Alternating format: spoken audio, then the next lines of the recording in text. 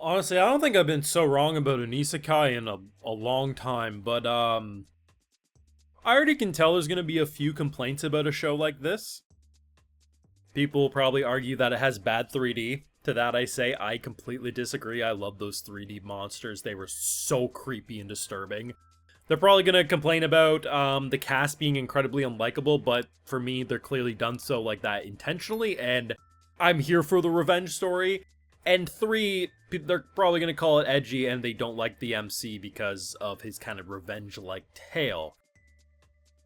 People can have their opinions, as I say, but I've never been so wrong. I walked in expecting an edgy mess of a show that I wouldn't care about, and like every step of the way, I'm like,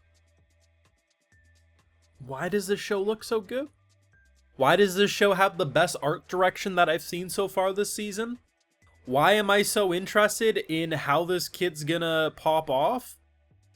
And the premise of an isekai where the whole... listen, I've seen many of anime in my time, but what that teacher said on the bus had me do a double take.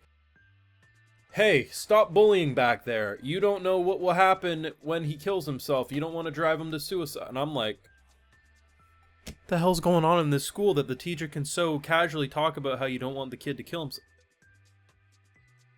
That just set the whole stage for what was to come. Premise is basically whole school of rich snobs get isekai'd. Goddess comes in, judges everyone. Our boy gets thrown to the curb. His abilities are low-level attack spells like Paralyze, Poison, and the like. Apparently very, very low success rate to the point that they're useless. But as we see with Paralyze and Poison, there's something about him that's going to allow him to rise up the ranks. I'm here for this one. Call me isekai trash, I don't give a rat's furry ass. I want episode 2. Full live reactions over on Patreon. If you want some of my full uncut thought to any of these episodes, they're going to be over there exclusively. Listen, the beautiful thing about isekai is it's all gonna sell. There's always going to be a fan base for it. You can literally have the worst of the worst and there's a fan base for isekai. It's a beautiful medium. But I legitimately enjoy this one.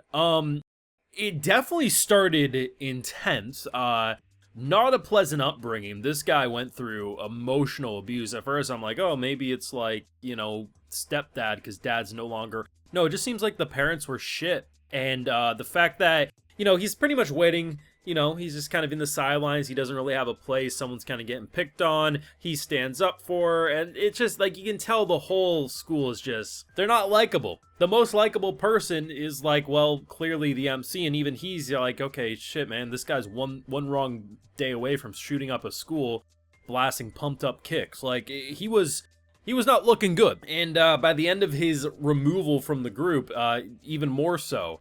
There definitely was a few that were not okay with how he was being treated or how the class was definitely being dicks. The one girl who stood up, honestly, respect to her. But yes, it is a infuriating cast, but done so. It's like, you know how at the beginning of Shield Hero when Naofumi gets screwed over and you're like, damn, like these heroes suck. It's like if you had a couple dozen of those people and they all sucked even more. Now, here's the thing. Goddess is a straight up B. She a biatch. Capital biatch. But I do like what she's doing here. So, at the end of the day, if you look at it objectively, I suppose, it's pretty much she can't have the weak around, so shoo. I've seen worse removals. I mean, I've seen Tsukimichi, my boy, falling from the goddamn sky, right? Like, you know, it could be worse. At least he did get thrown into a cave that was so dark that if he put a little mana into that bag, he got a nightlight. I'm sure there's better things he could have got, but we take the wins when we get them. The show just looks so good, and I will be the first to admit, if this show had a weaker production value, I wouldn't be singing its praise quite as much. I'm not going to lie or sugarcoat that.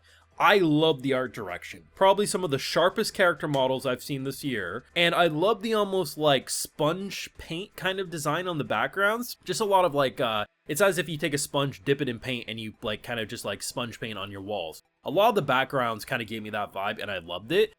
The 3D, I'm just going to assume I'm never going to agree with the anime community on the internet. Because I guarantee you people are going to talk shit about that 3D.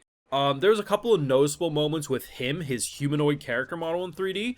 But the Minotaur and the chicken thing, those things move so mechanically, like, creepy. If it was a bright scene, I'm sure it would have looked more distracting. But the dark cave setting and how he paralyzes them, then he adds poison to this fool, and you just see the blood, and I'm like, that was peak horror, if I'm being honest. I loved what they did there. But the thing is I'm legitimately interested in this, almost like, you know, he since childhood has been kicked when he's down, and now he finally has an excuse to just go edgy and just get his revenge. Next time I see you, you best be prepared, and I believe it. He wants to kill this goddess. Honestly, like, sometimes it had me like, kind of like, oh, that's kind of amusing, probably in ways that they weren't intending, but I don't know. Maybe people are gonna call this trash isekai. Maybe people will call it an edgy mess. Maybe it is, I don't know. All I can say for sure is I want episode 2. And honestly, based on what I assume was the opening that they played at the end there, some pretty cool looking fights upcoming. And if you watch after the credits, there's this naked elf, so I assume that's going to be his first companion or something, I don't know. But, failure frame. You know, I'm at the point, like I said in my what will I watch, I'm just going to try any long-ass name these days, because for a while there, when you have, like, failure frame, I became so strong by using weak-ass abilities. I don't know the full name, you can look it up yourself. But you get my point, like, it's just like, those are usually the worst. And now I don't think there's a trend. I think it really is just, as I've said on the channel before, it's a proven method in Japan that if your title gives away the synopsis, it sells better. But those long-ass titles, as goofy as they can be, they can surprise you. Now, I'm not saying I expect this show to be the magnum opus, the masterpiece of the season, the best of the best characterization and development, but what I am going to say for myself was just expecting to come out thinking everything was an edgy mess, and I came out expecting, damn, there's a lot of douchebags in this cast, but I'm actually excited for this kid to finally get his revenge and kind of, you know, rise to a position where, you know, he probably will help certain people, but yeah, the people who crossed him, rip. Pumped Up Kicks is about to play, if you catch my drift. Let me know what you thought of Failure Frame Episode 1, if you read the source material, or if you went into this blind like myself. You gonna check out Episode 2? Because I definitely know I am. Let me know down below. Be sure to leave a like if you enjoyed, subscribe if you're new around here, of course, ring that bell, and like I mentioned, full live reactions over on Patreon, and hey, while you're over there, I'll also give you a video shout-out. Alright, so today we got Moggy, Lian Chow, Pocatello, Marcus Rulchers, Astrojan, James ALB, and Alias Cortez. So I appreciate the support, everyone. Please take care, and I guess, don't judge an isekai by its names, because you never know what you're gonna find. Have a good one.